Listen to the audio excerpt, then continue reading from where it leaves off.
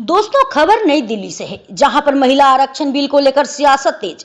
शिरोमणि अकाली दल की सांसद हरसिमरत कौर बादल ने आज कहा कि जितना उत्साह और खुशी कल थी, सरकार ने उस पर पानी फेर दिया। जनगणना के बाद परिसीमन होकर इस बिल को लागू किया जाएगा। साफ है कि अगले 5 से 6 साल तक ये लागू होने वाला नहीं है। जब आप केंद्र सरकार इसे लागू ही नहीं कर रहे हैं, तो आप इस बिल को लेकर क्यों आए? देखिए जितेंद्र तिवारी की खास रिपोर्ट।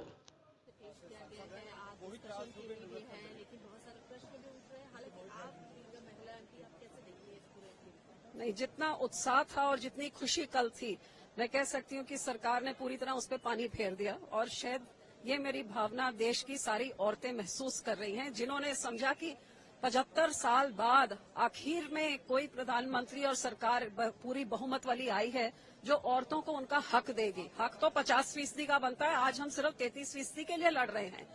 और खुशी को गमी में बदलने में कुछ ही समय का फासला हुआ, क्योंकि समझ आ गई कि ये सत्र बुला के इतने गुप्त तरीके से रातों रात पास करके बिना बिल सर्कुलेट किए क्यों ये किया गया, क्योंकि डेवल इन द डिटेल सामने आ गया कि जब पढ़ने को मिला तो पता लगा कि ये सेंसस के बाद, जिस सेंसस में आजादी के बाद हर 10 साल बाद होता है, 2021 में होना था, अभी तक 23 खत्म होने को आई, अभी तक सेंसस नहीं हुआ। ये भी नहीं पता आगे कब करेंगे। सेंसस के बाद डिलिमिटेशन होगी और डिलिमिटेशन के बाद ये रिजर्वेशन बिल लागू होगा, तो ये 5-6 साल तक तो कहीं पे लागू हो नहीं रहा है।